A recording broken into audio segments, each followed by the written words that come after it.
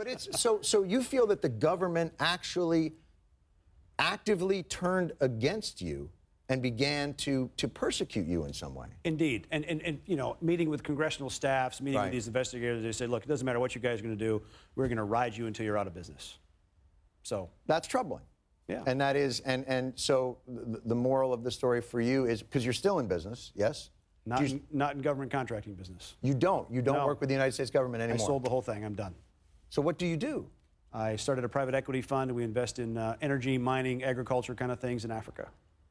Get the fuck. Can I tell you something? There is a kid up there who's a trader. Finance? You want to work with this cat? Yeah. So wait, what about the business with the United Arab Emirates with the Somali pirates? That's not you guys anymore? I'm all done. You're all done? Yeah. It's called Frontier Resource Group. No, yeah. Settle down. Well, you know, here's the thing. I think this is a fascinating counterpoint to what has been, you know, I think like in most things, there is a little squirrely truth that lies somewhere in there, but, you know, you clearly feel like you've been put through a very difficult and tumultuous. But let me also be clear. Yeah. Whatever nonsense we've been put through, the guys that have lost limbs, their eyes, lost their lives, they pay a vastly higher price, infinitely higher price. Let me ask you this. So I don't want to sound like I'm complaining. I'm just saying. I understand what you're saying. And I did not take it in any way careful. that you were diminishing their sacrifice or their loss. Well, it's a really interesting story, man. And, you know, I feel somewhat sad that it has come to, for you, that feeling of betrayal, because I think that's an expensive lesson, but move on and on to chapter 2. So. All right, sir. Well, thank you very much for coming by. Really appreciate Thanks it. for having me. Civilian Warriors is on the bookshelves right now. Erik Prince. I think in a very real way, it took a guy from West Michigan to put Jon Stewart in his place. What you saw had to be history in terms of television controversial dialogues. I have known Erik since he was a very young man. In fact, before he was married, not very far from here, we met and began a friendship. So I'm seeing the whole experience of who Erik Prince is, what he has been involved in, his family as a person, the sorrows, the joys, the tragedies, and the successes of his life from a very unique vantage point. And this man who studied and finished his education, well, not finished his education, but at least did a good part of it education at Hillsdale, who comes from Holland, whose family and family's extended family are well known in this area of the country, who in his own internal spiritual life seeks Christ, and like all of us, doesn't always reach out far enough to find him, and yet will always be upheld by his love and his mercy. A man who has grown so beautifully and has a whole bunch of beautiful children. I want to welcome him back home to West Michigan. Please join me in welcoming Erik Prince. Thanks.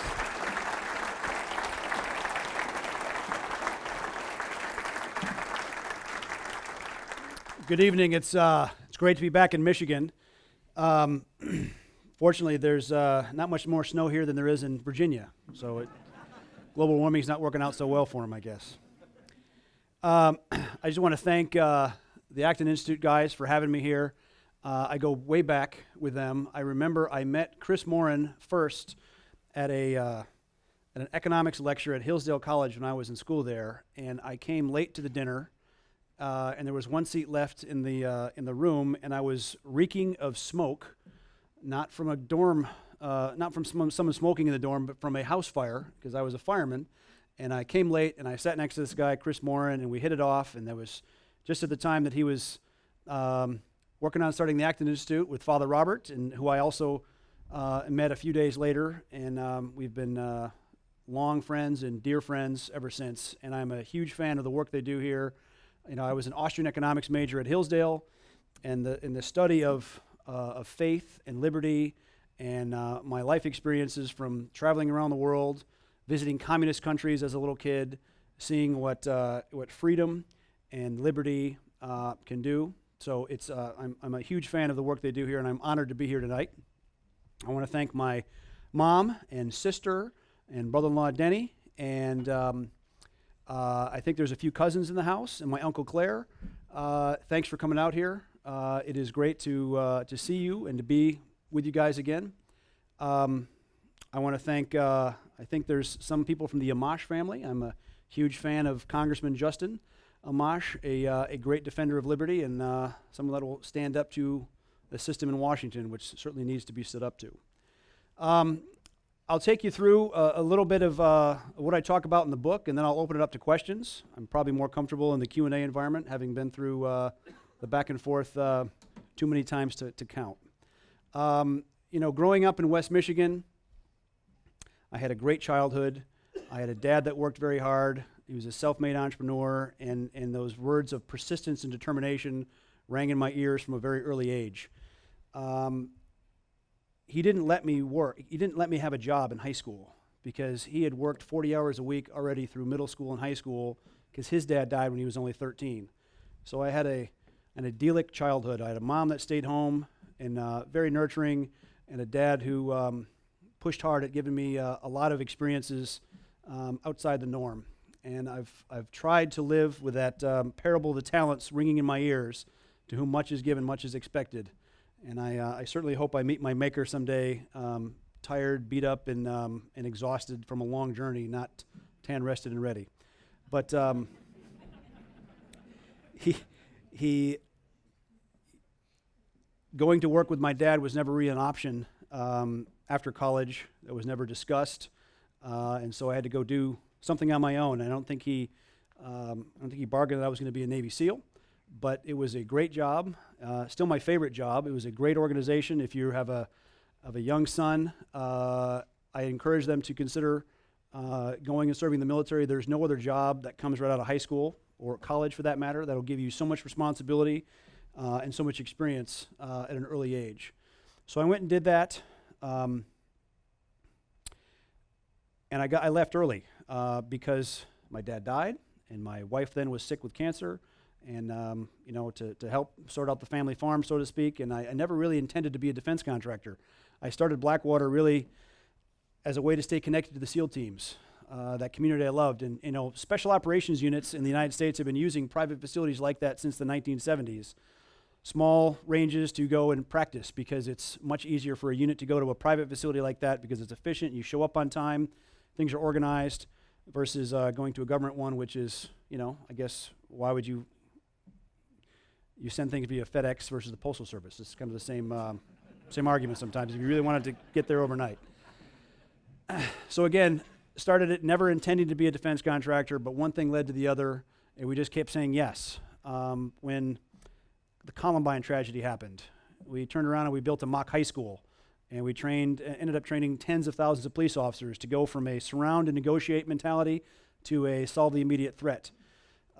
Then when the USS Cole was blown up, the U.S. Navy had optimized to fight enemy forces from beyond the horizon, from hundreds of miles away. Didn't know how to deal with that threat that was 100 meters away. And so we ended up training tens of thousands of Navy sailors after the Cole was blown up. Of course, that was a Navy ship blown up in a harbor in Yemen. 17 Americans died that day. And then, of course, when 9/11 happens, we'd been doing a lot of work for the various U.S. government customers, and they took us along. One of the things my dad, between growing up on my dad's knee, growing up in industrious, entrepreneurial West Michigan, and then, of course, in college, I guess I learned 3 different ways to build a business. One is product innovation. Build a product that the customer has to have. Build a super efficient business. Drive out every bit of cost out of it. Wring all the fat out. And third is customer intimacy, is to make yourself indispensable to your customer. Well, we try to make ourselves indispensable to our customers, and they took us along with them. And so we were pulled into we went from training to doing a lot of aviation, security work, and we grew. And we just kept saying yes, and we were pulled into Afghanistan, and then into Iraq. Then we're doing airlift in the spring of 2003. We ended up buying a small aviation business. We had one leased Casa 212. Not a very sexy aircraft. If you look in the book, it's there's a picture with a lion sleeping under the wing of one of the aircraft. We ended up buying a lot of those, and we ended up doing resupply, even really changing the way that the U.S. military resupplied itself in a tough insurgency like Afghanistan. Because these small fire bases, where you'd have 40 or 50 soldiers living on the top of this little mountain or a little plateau, and they need resupply. And if you try to resupply them by helicopter, the helicopters get shot down because they're slow moving and loud. And of course, if you try to do it by truck, the bad guys mine the roads. So we use these very simple cargo aircraft flying over at 150 feet, almost like a dump truck right over a tennis court sized drop zone, resupplying these guys. It was an extremely satisfying mission, bringing them everything from beans, bullets, parts, ammunition, whatever it is. And you want to put it inside the drop zone, because if you miss and it goes down the side of that cliff, those poor guys in that fire base have to mount up and walk down and carry thousands of pounds of equipment back up the mountain. So we loved serving those kind of customers, and we grew. You know, we as I talk about in the book, 97% of all our revenue was competitively bid. I'm a big believer in competition. I'm a big believer in efficiencies. Seeing my dad's business having to fight through the 80s and the onslaught of Japanese competition and forcing those kind of efficiencies on the automotive business, I tried to apply that in the defense industry, which unfortunately there's not been a lot of efficiency or focus on discipline of late. So, you know, if you've read the book, you know, we got caught in the politics of the Iraq War when in the Vietnam War, the anti-war left went after the troops. And in this case, it was, you know, volunteer military. They went after contractors. And I think I and Blackwater represented everything they love to hate. I came from a conservative family from West Michigan that was successful. I owned the business. I was a Navy SEAL. We had the largest private weapons training facility in America. And sometimes our men were armed, and sometimes they had to use their weapons to do their jobs. And, you know, between Iraq and Afghanistan, we ended up doing more than 100,000 missions, protective missions, and no one under our care was ever killed or injured, ever. 41 of our men were killed in action doing that mission, and dozens, if not hundreds more, severely wounded. But we had a perfect safety record. So, and the idea that they were trigger happy, you know, every time the guys would have to discharge their weapon, there was, of course, an after-action report, a lot of paperwork on it, and it turns out that less than 0.5% of all those missions resulted in a discharge of firearm. So, and, you know, we used people that were veterans, that were served the U.S. military or law enforcement already, honorably, and they put them through extensive additional screening, psychological evaluations, medical, a lot more training, and judgment testing, and put them out to do the same mission again. So we really employed volunteers that volunteered yet again. We couldn't stop-loss them. We couldn't make them go. They got up to volunteer to do that job every day. I'd say one of my proudest moments was after I spoke at the War College, the Industrial College of the Armed Forces in Washington, D.C., and I go in. I got out of the Navy as a SEAL, as a lieutenant. That's like a captain in 03. That's a pretty junior officer. And I go into this room, and there's 300 colonels, and they all pop tall when I come in. They come to attention. And so that was an unusual circumstance. And afterwards, one of those colonels came up to me and he said, look, I just came back from brigade command in Baghdad. And so he had 3,000 to 4,000 guys working for him. And he said at the top of the dashboards of the Humvees of his soldiers were the Blackwater call signs and frequencies, because they knew if they got in trouble, the Blackwater guys would come for them. So my guidance to the people, to our people, was the Good Samaritan rule is always in effect. And you're not just there to do a job, you're there to be part of the total effort. So building a business, as my dad said, building your own business, building it from scratch is a great and satisfying endeavor, full of challenges, but it's great when you build a machine and you build a team, and it's a great satisfying experience. It's a awful experience to see it dismembered by massive onset of political attacks And as Robert said in the opening, when the congressional staff are saying, we don't care what you guys do, we're going to ride you until you're out of the business. For we who volunteered to yet go again, we were the only company that showed up with our own aircraft in Iraq and Afghanistan, hundreds of armored vehicles. So we put real capital at risk, and we put our people at risk doing those jobs. And then to have it shredded by the politics of Washington, I kind of wrote the book as a cautionary tale for the next entrepreneur that answers that call, because there'll be more dire circumstances that the U.S. government sees itself in, and I just want the next guy to be way more cautious as to how quickly the sand can shift and the hot air of Washington can become a blowtorch. What am I doing now? I started a private equity fund a few years ago, and we do investing in energy, mining, agriculture kind of opportunities in Africa. It's called the Frontier Resource Group, and it's the last great frontier. I would rather deal with the vagaries and dangers of Africa and politics and tribe and insurgency than deal with the vagaries and politics and insanity of Washington. I think it's a safer place to invest, Africa, that is. But I figured out, we're good at organizing and doing things on a budget in difficult places. And whether it was building the Afghan border police and building the base and training tens of thousands of policemen and equipping them and leading them, then building a mine, building an oil field, sorting out those logistics is all part of it and very doable. And then just last month, in January, I was named the chairman of a publicly listed company in Hong Kong, and the mandate there, that company has a bunch of capital on its balance sheet, and their mission, my mission for them, is to build out an aviation logistics business in Africa.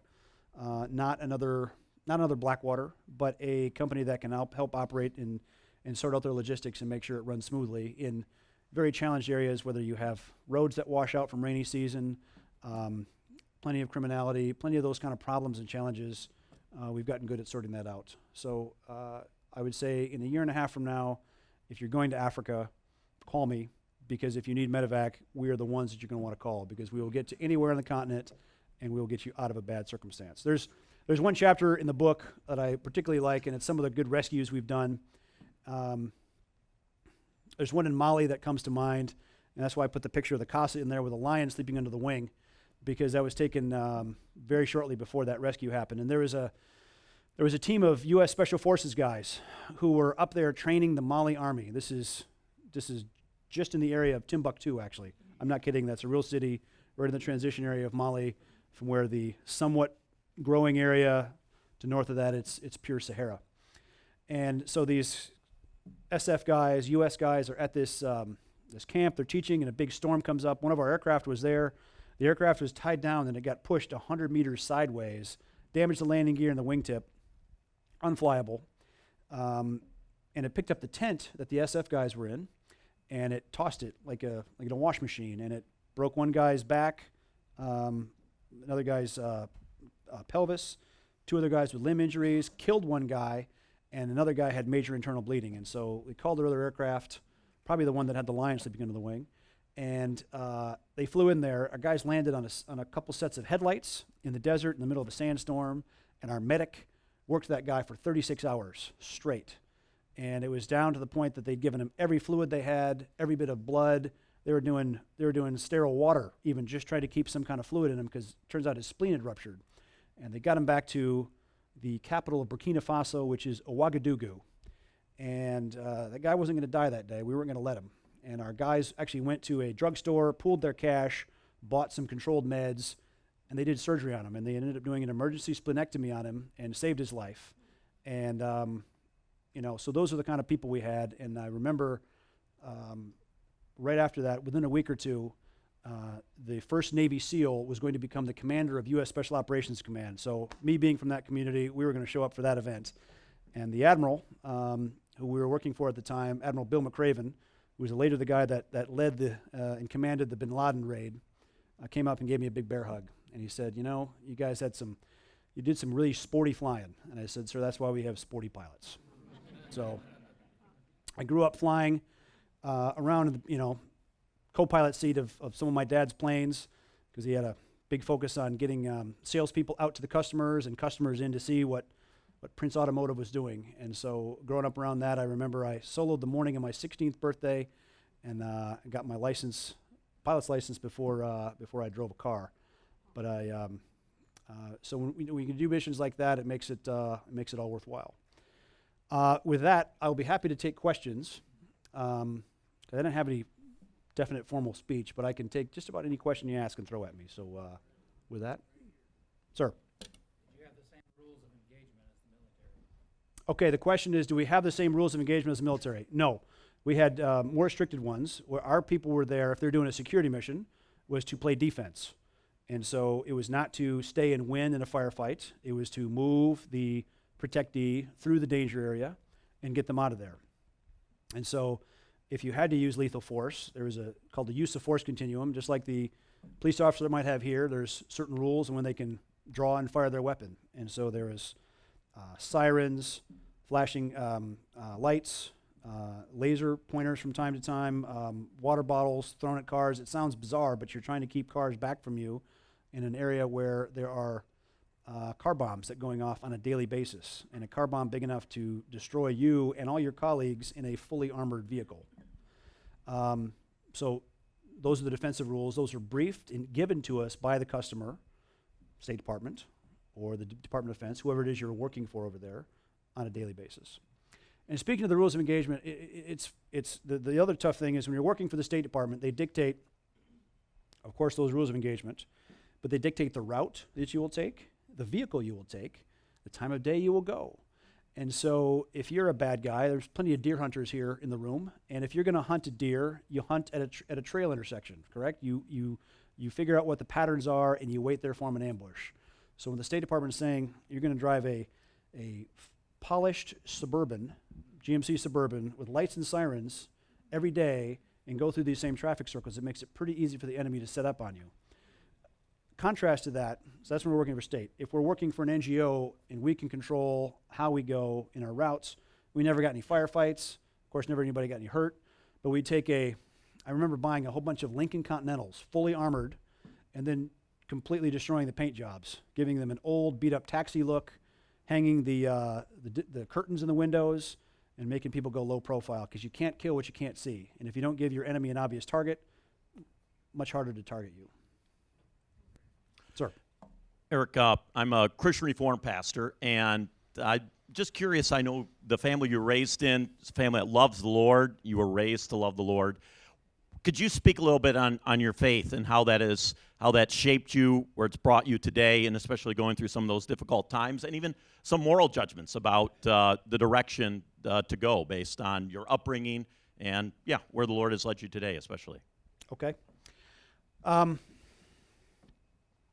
Well, I was raised in a Christian Reformed church, and I became a Roman Catholic in college, and I would say that was it was largely a historical search because I wanted to worship in the same way the apostles did. But without delving into the Catholic versus Protestant debate, I would say that my faith has always played a great part in my life. If you read the book, you also know I made some great mistakes along the way, terrible mistakes. So I'm thankful I have a faith that also includes forgiveness. I would say the kind of people we employed were from all walks of life. And we had SEALs and Rangers and Special Forces guys and Delta Force guys, and you name it. It was every kind of rough and tumble guy you could imagine. And we gave them the finest equipment, the finest training, the finest colleagues to go out with. And as a company, I wanted to do more. We actually hired the former chief chaplain of the Marine Corps to be our company pastor. And his name was Father George Pucciarelli. And he had just finished the design. So he came to Blackwater 3 or 4 days a week, and we did religious services around any of the major holidays, and he was there to talk to family members, to deployed guys, our wounded guys, and he kept in touch, and he was just like the military as chaplains. He was our company chaplain because I guess I wanted to round him out and provide the full armor of God for the people. And it breaks my heart, but we'd actually he had completed the designs on a great chapel that we were going to build on the compound, because I wanted a place for our guys to worship and set themselves. These are guys that are coming out of sometimes challenged lives, and a challenged life, and being on the road and fighting and have engaged in offensive combat operations as a special operator, and now they're going to play defense, but they're going to deploy, but they still have families, and trying to keep that all in balance. That is probably one of the underreported challenges is how bad or how hard is repeated deployments for 6 months, 12 months, 15 months at a time is on families. I mean, I remember deploying when I was in the SEAL teams, and I burned up a lot of those little satellite cards back then, and that was really before email and certainly before Skype and all those other wonderful items that make the world a little smaller.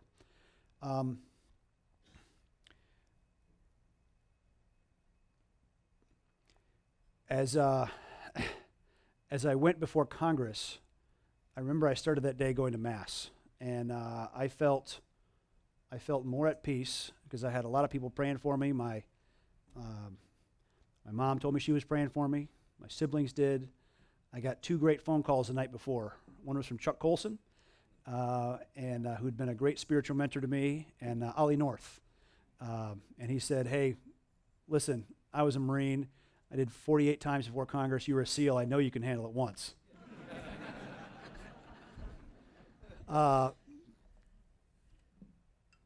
So keeping, it's, I know God has a plan, and I know, there's been certain parts He's made that really blindingly obvious. In September of 2008, I was in Afghanistan, and my then 1-year-old son, Charlie, slipped out of the back of the house, and he drowned in our pool. And, the kids, my 12-year-old son then, Christian, found him purple and motionless, floating in the pool, face down. And Christian scooped him out, and Christian, as a 12-year-old, had his CPR qual from Blackwater that summer before, and he started doing CPR on him, and it ended up saving his life. And so Charlie's made a full recovery. And that's only half the story, because I was in Afghanistan, and of course, as soon as I heard it, I immediately started coming home. And it's good that I did, because my original schedule had me going from Kabul to Islamabad a couple days later, and I would have been checking into the Islamabad Marriott Hotel at the hour it was hit by a 2,000-pound truck bomb, and it killed 55 people and wounded 240-some more. If you saw the movie about the Bin Laden raid, they portray that bombing of a hotel. Zero Dark 30, yes. That hotel bombing that blows up that almost gets the 2 CIA agents, I was supposed to be checking in there that day at that hour. So God certainly has a plan. And Christian even said to his brother, feeling awful, because they were supposed to be watching their brother when it happened. And he said, there's got to be something in God's plan for this. So. Two-part question, Eric. One, in your time at Blackwater, did you ever turn down an opportunity or a contract because either the political entity or client really wasn't aligned politically or spiritually with your values? And then the second part, what would you say to someone like me who, after reading your book and hearing you speak, really admire what you've done at Blackwater, but are concerned about a powerful, successful company like Blackwater maybe falling into the hands of an owner or a management team that really doesn't have your respect for democratic values or your Christian faith? Okay. First half of the question again, help me out. Did you ever turn down an Do opportunity? yes, at okay. Look, anything that a U.S. company does is licensed by the State Department. And, we were hired by the U.S. government primarily to work for U.S. entities or to go abroad and train other countries' capabilities. So we built a maritime unit in Azerbaijan, or we built a helicopter unit in Jordan, those kind of things. I'll tell you, there's one that we really wanted to do and were denied from doing. In 2005, I was invited, I was in Africa, and I got a call. The Ugandan military intelligence people really wanted to see me. And so I go there, and I go into this room, and it's lined with Ugandan military officers. And they said, we would like your help in capturing or killing Joseph Kony. So you don't know who that is, but he is a butcher, an awful guy. He's the guy that that kills parents, press gangs their kids into being child soldiers. He is an awful, evil man. If there is a devil walking the earth, he's it. So the Ugandans wanted to hire us, and they said, look, how would you do this? Put a team together, put some helicopter lift together with some signals intelligence, a special operations unit to go finish this. And I said, it's great. We know how to do this. I'll put a presentation together, but I have to get a license to do that. So we go back to Washington, we go back to States, and we put it through that licensing process. Now the sad thing is, at the same time, right after George Bush was elected in early '05, I know this because there was a National Security Cabinet meeting where one of my colleagues was in that room, and he said, I do not want to leave office with this administration with Joseph Kony alive. So he's telling the head of the CIA, the State Department, the DOD, and the National Security Advisor, get Kony. Clear guidance from the top. Customer wants to hire us at the bottom to do this job. And the bureaucrats, those idiots at the State Department, never granted us the license, and Joseph Kony still walks the earth. So I am angry about that one. The second part of your question, the question about a company like Blackwater being run by some other entity. Here's the thing. Blackwater was never a private army. It's a complete misnomer. It was a facility that we trained Americans, primarily Americans, or other foreigners that were licensed to come here by the State Department. We employed veterans, people that already wore the uniform, U.S. military or law enforcement people. We didn't just take guys off the street and turn them loose with guns. We needed people with experience and discipline and ethics to do that already. So I didn't employ robots. We employed people that had plenty stiff spines themselves. They were no wallflowers to begin with. So the idea of me forcing them or press ganging them to become Erik Prince's army, no way. No way. They were there to do a job. They were there to serve their country. They were volunteering to do it again. And on top of that, our company, we had an employee handbook that included swearing the oath to the Constitution of the United States, just like they did when they joined the military or joined the law enforcement. And swearing allegiance to the Constitution and obeying the Constitution is something in really short supply in America these days.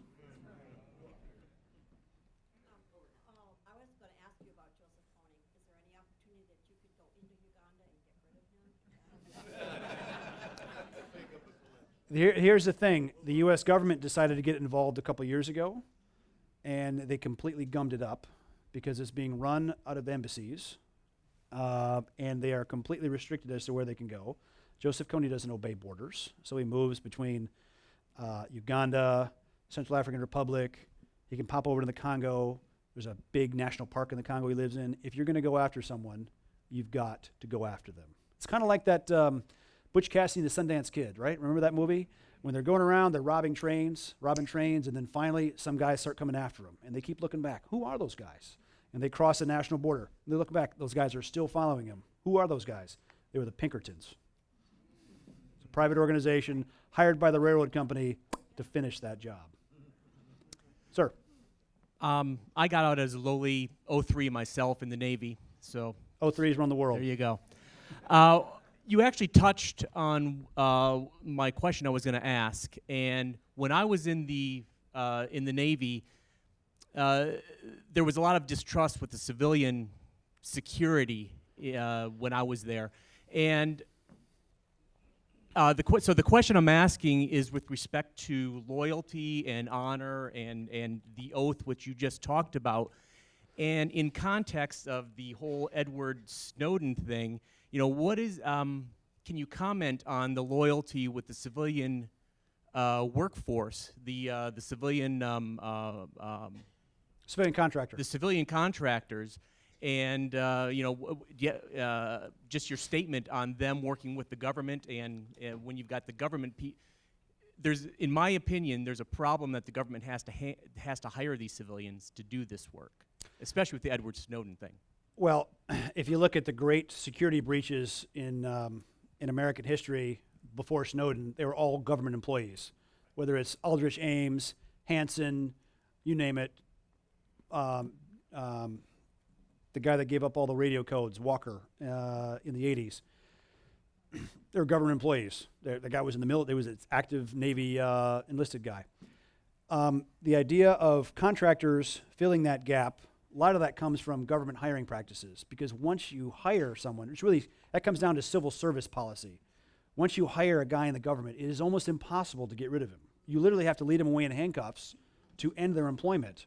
And if you do, even if they're there for 4 or 6 years, they still end up getting benefits and pensions, and it's crazy. So until you reform that entitlement system, not just for the civilian sector, but for government employees, you're going to be driven towards greater affordability and flexibility of firing somebody that comes from a private contractor doing it. Now, I'm happy to address the Snowden issue because I think having seen the general cluelessness of congressional oversight of the intelligence communities and the horrendous oversized bloat of the intelligence budget writ large, the NSA is way too big, collects way too much, and it's unnecessary, and people hide behind incompetence by calling it classified. So I don't know if the guy's a hero or a traitor, but I think it was at least a very important public service.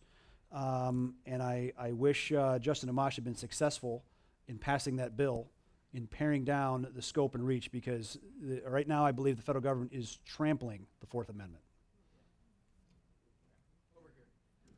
Hey, Fred, how are you? What's your take on Benghazi? The question is, what's my take on Benghazi? Well, if we had been on the job, the U.S. ambassador would be alive. That I am confident of.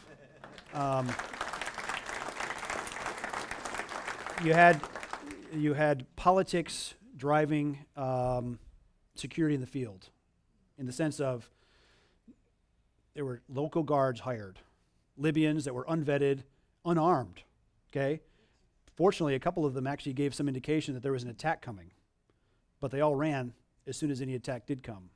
The government employees, the diplomatic security agents that were there, underperformed that night, okay? Some of them were found hiding in closets. If it were not for the Good Samaritan response of a Libyan doctor, that's who called somebody from the embassy to say, hey, your ambassador's here, come pick up his body. So for a personal representative of the President of the United States to be taken out and murdered in cold blood on the anniversary of 9/11, and it was not because of a movie, it had nothing to do with a movie. You had simultaneous attacks in Cairo, where you actually had the Al-Qaeda battle flag hoisted over U.S. soil in Cairo as well. They stormed the walls in the Cairo embassy. The American Community School of Tunis, the counterpart of where my kids went to school in Abu Dhabi, was burned that day. That got my kids' attention.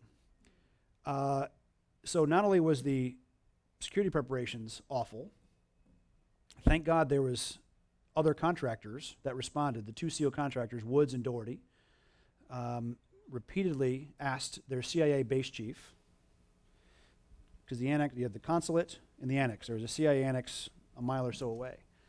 The base chief would not allow them to go. Okay? If they had not violated that guy's order and gone and evacuated 28 some other Americans, there would have been a lot more Americans died that night. Okay? So again, if they were in the military, those guys would have been awarded probably a Navy Cross or higher for valor. And then on top of that all, the lack of response of other parts of the Department of Defense, because they were barred from doing so. There was F-18s off the coast. There were guys on the roof in that firefight protecting those people who were asking for, not even for an airstrike, just fly that F-18 over at 500 knots right over the city and scare the hell out of these people. That's all they're asking for, and they wouldn't do it. There was a C-130 full of Special Forces troopers, blades turning, okay, on the aircraft, locked and loaded, everything they need, 55 some dudes, not allowed to go. They were told to stand down. Look, the U.S. military spends billions of dollars building a combat search and rescue capability because we have a habit in America of taking care of our own, of going after that pilot that's down, those lost sailors, wherever they are. When you have the personal representative of the President of the United States, U.S. consulate under attack, and to shut it down. Why? Because it didn't fit the political narrative at the time. Because Al-Qaeda was supposed to be on their back heel. Peace, love, and happiness. Al-Qaeda didn't get that brief. President or the SecDef are the only two people that can do that. Hey, Eric. All right, there we go. You mentioned operating in the African environment or in that context, and planning on doing a lot of that in the future. I was wondering if you had any commentary on the way that has been done before by contractors such as Sandline International, Executive Outcomes, groups like that. What you would do differently from the way that they've operated in that sort of environment, and look, what we're doing now as a logistics provider, aviation provider, is not looking to go offensively win wars. I have huge respect for Executive Outcomes. Okay, if you've never heard of a company, there was a South African company that came out in the 90s, and they were the government of Angola was almost overrun after a free election, and the losers of the election didn't like it, and they were almost overrun the country. Executive Outcomes came in and built a unit which ended that civil war.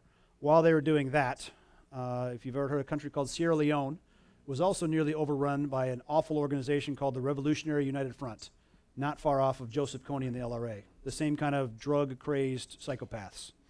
And they're the ones that brought you long sleeve or short sleeve with a machete, delimbing people, bayoneting babies, burning churches, every level of awful evil that walked the earth. And Executive Outcomes was hired. They sent 200 guys, and they ended that war. They retook the country. They drove these psychopaths out to a bargaining table, and about 9 months after they're there was a free election. And then, oddly enough, Susan Rice, who was at the State Department at the time, who was our current national security advisor, demanded that Executive Outcomes had to leave the country. They could not stay. They could not even leave a reaction force of 30 guys there to protect the country and the government. And within 3 months of EO leaving the country, the RUF, these psychopaths, had overrun the country again. And the UN sent in 11,000 peacekeepers at a cost of $1 billion a year. Thanks, Susan Rice. Oh, sorry. Eric, I have the microphone. Send it. And first of all, I applaud you. I'm assuming you're here to support Acton, and I think that's wonderful because this institution is phenomenal, so it's a great night. The second thing is, I grew up in Allen and I marched in wooden shoes. I don't know if you did or not, but I also had a brief relationship with your father, partnership, and I think he'd be proud of what you did. He died way too early and stuff. And this one is just for you. When I came in there and I went to park the car, these guys were all carrying signs. I handed the keys to the wrong guy. Oh, no. Well, maybe it's his first car. But, yeah, okay. I think they did take it away. Anyway, my point is... Maybe he can drive it to his first job. He probably will. My point is, I knew you, I knew your family. I think your sister crashed a boat into the Wolverine ferry in Holland at one time. But, I don't know anything about that. Okay, well. Anyway, how do you respond? I didn't even know about Blackwater till you got a black eye for the wrong reason because the press gets a hold of it. You did a great job serving this country, but how do you respond to a handful of people that have a negative image about Blackwater? Pretty easily. You know, in the Sioux warrior culture, ancient Indian culture, they regarded you a warrior not by how far you could run or fast you could, or hard you could throw a spear. They regarded you a warrior by who your enemies were. And if the Hezbollah, the Taliban, Al-Qaeda, and some crazy left-wing people like Henry Waxman are my enemies, I am okay with that. And we live in a pluralist society, and there seems to be 40% of the people that thinks everything is great and on the right track in America right now, and I couldn't disagree more. And so I'm perfectly okay with people not liking me. I know what we do. I woke up every day comfortable and proud of what the guys were doing. Did we do everything perfect all the time? No way. I employed people. I didn't employ robots. And even when you use a turbine engine, okay, on a jet, Sometimes the engine breaks. That engine only has 2 or 3 moving parts. We employed thousands of people who were, who make mistakes. So I'm perfectly comfortable with the job we do. I'm perfectly comfortable who my detractors and enemies are. And I wrote the book really to set the record straight, and hopefully people read the book. And maybe we even do a movie, since not enough people read books anymore and they only watch a movie. Sir. I kept the name Blackwater, so I still own the brand. We'll have T-shirts out here again soon, because oddly enough, there's still high demand for those. But I sold it to a couple Texas billionaires, and I think they wanted to be to do something operational, I guess. And I don't know. I don't think it's gone quite as well for them. Eric, Hey, Claire, Uncle Claire. what's the training that these Al Qaeda and so on? What status are they? Are they good, or are they organized? It just you wonder sometimes how they attack and their tactics. They're working certainly, but are they disciplined? Give a rundown on what these people do Sure. and how they train. Like Margaret Thatcher said, we have to be lucky every day. They only have to be lucky once. The most effective, well-trained, capable terrorist organization in the world is Hezbollah. Okay? It's a Lebanese organization. Hezbollah, Hezbollah means the party of God. It's a Iranian-sponsored, Iranian-trained, Iranian-equipped. Very capable fighters. That's who's carrying the water for Assad in Syria right now and doing most of the combat operations. Look, when you have people that are willing to commit suicide and think as part of their religious beliefs that they're going to a higher heaven for having done so, that's a tough one to combat. That being said, I just want to take you through a very near miss that almost happened in Detroit a few years ago. You remember the near bombing that happened on a flight from Amsterdam into Detroit, okay? A guy named Abu Muttalib. He's a Nigerian. His father, knowing that his son had been radicalized, went to the CIA station chief in Abuja, Nigeria, and said, look, watch out, my son's radical, put him on the list. There was signals intelligence that said, watch out for the Nigerian who's been training in Yemen because he's going to do something in aviation. Still nothing. All these warning signs. No, he still got a visa, he got on an airplane, all the rest. He gets on the aircraft and flies from Abuja to Amsterdam, makes it through security again, and thank goodness for his sweaty crotch, because that's the only thing that saved that airplane. It was a very well-built bomb, okay? There's a Palestinian bomb maker who was operating in he was operating in Lebanon for quite a while, and he left and was hiding out in Yemen, and that's where he built that device. And it was designed to be fired with a syringe, just like a diabetic might have with them. If you recall the reports after that, there was a bright flash and a loud popping sound. That was the firing device going. But the main charge was something called petin, which is fortunately hydrophilic. It absorbs water. And that dude was sweating, because I guess he was committing suicide, and for the 13, 14-hour flight, that device absorbed all his sweat. And so when the when the primary charge went, bright flash, loud pop, the main charge didn't go. It just burned him, and it didn't blow up. So $80 billion intelligence budget fails to miss all those signs. His sweaty crotch saved the day.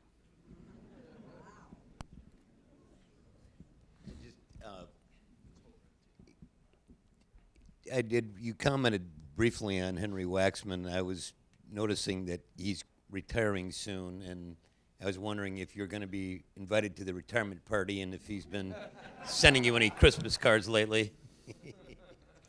No, I'm gonna skip that one. Look, he is the opposite of, I think, everyone. I would say almost anyone in West Michigan would believe. I believe in the opportunity that America provides with an economy that you can, if you work hard and study hard and take risks, that you can be successful in whatever it is you endeavor to do. And I don't believe that government has to be there to suppress and to force equality and to force itself on our lives. And so I am 180 degrees out from him.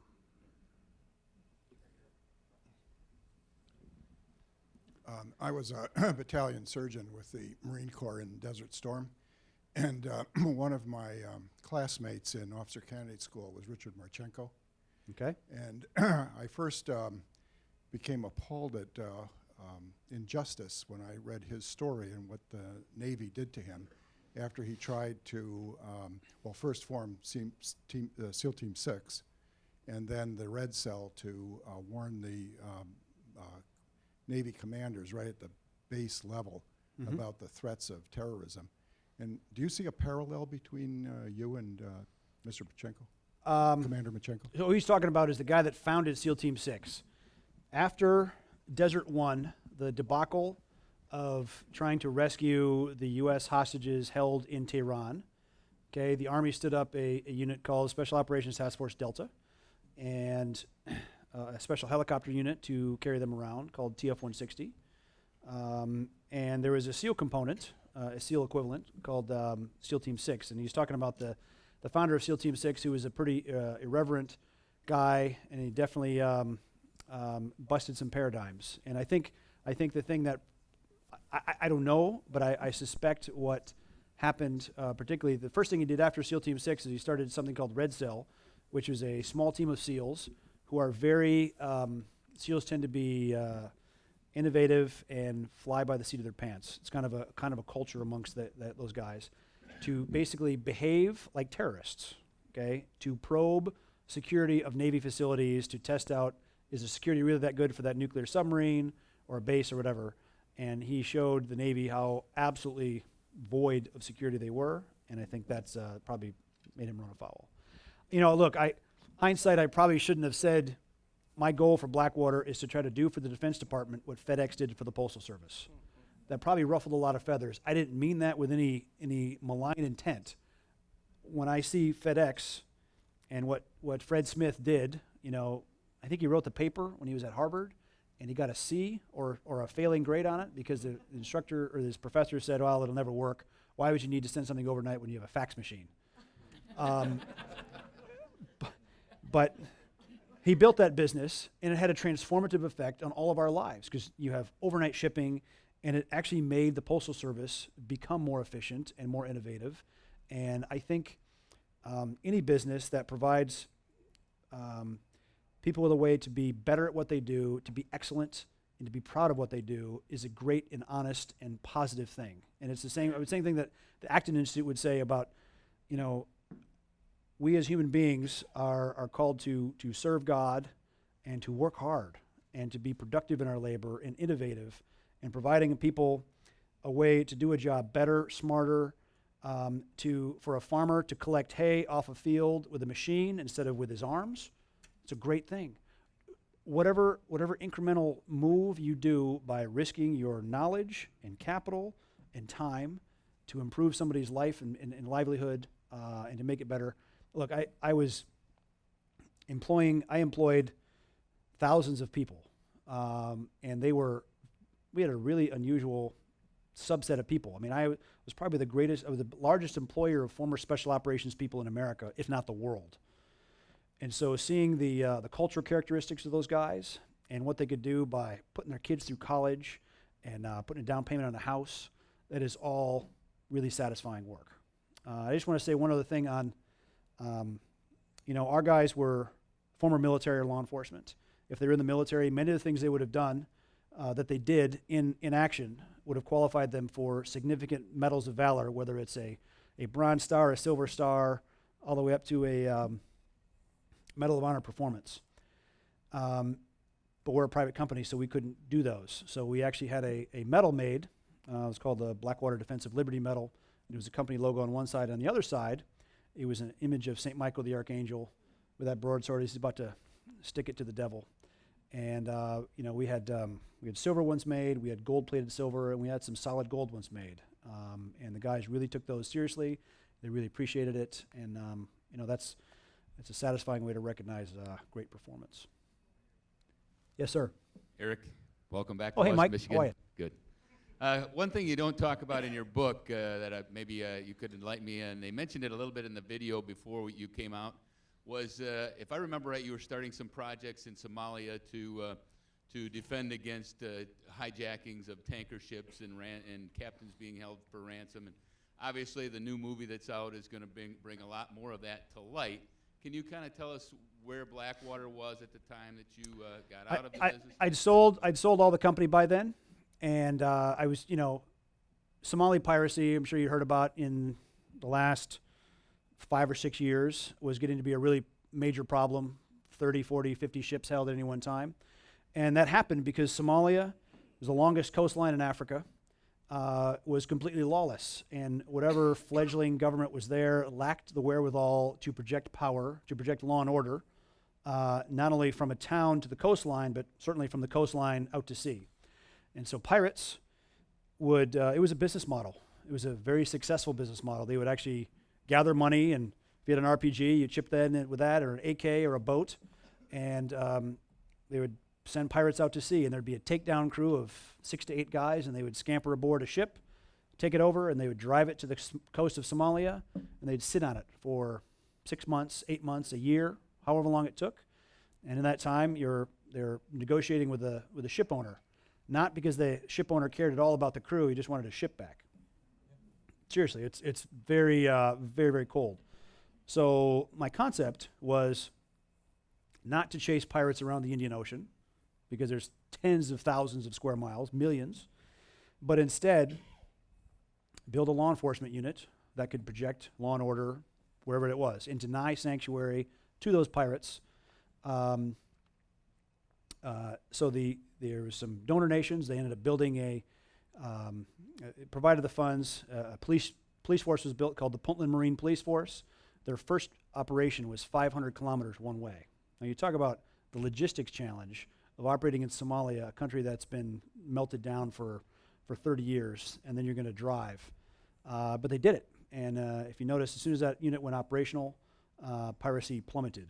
So from 2012 and 13, the piracy rates have gone way down. So that was a very low-cost, low-budget way to do it. They ran Toyota pickup trucks and Russian 6x6s, and the whole thing cost less than what the ransom was, than the pirates were collecting in ransom per year. So it was an interesting intellectual exercise. Mr. Prince, Yep. You say that there have been, I guess there's a problem with the lack of efficiency when it comes to the U.S. stopping things like Benghazi and that almost fatal bombing on the airplane. So is your solution to that then an increase in private companies like Blackwater, like nationwide, when it comes to security and solving those problems? No, I would say make the entire thing smaller. The U.S. defense budget is so big and so bloated that it serves to be counterproductive. It's would you rather have a 150-pound triathlete or a 300-pound triathlete? I mean, it's so big. I mean, look, the U.S. government, the U.S. taxpayers, spends more than half of the rest of the world combined, okay? If you add up everything America spends, it's more than the rest of the world combined in defense and intelligence spending. It's a ridiculous number. It's way too high. It doesn't need to be that much. Private companies have a role to play by serving as a private sector benchmark, okay? Just like when before FedEx, you didn't know what it should cost to send a package from LA to New York overnight. There was no way to measure that, because everyone would have said that's impossible. There's no way a private company can do that.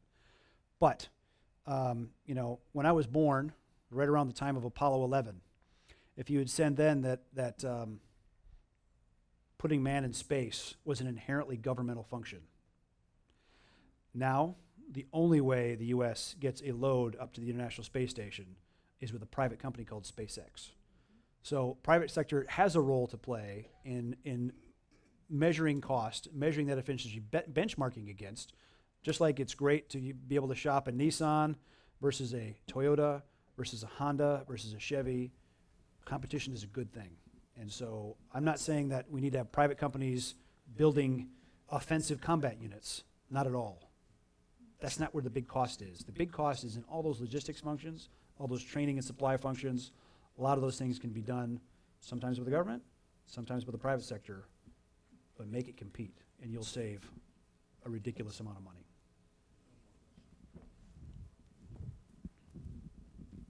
One more question. Right over here. Could you expand, Eric, a little bit on relationship with the Chinese, what you're doing with them?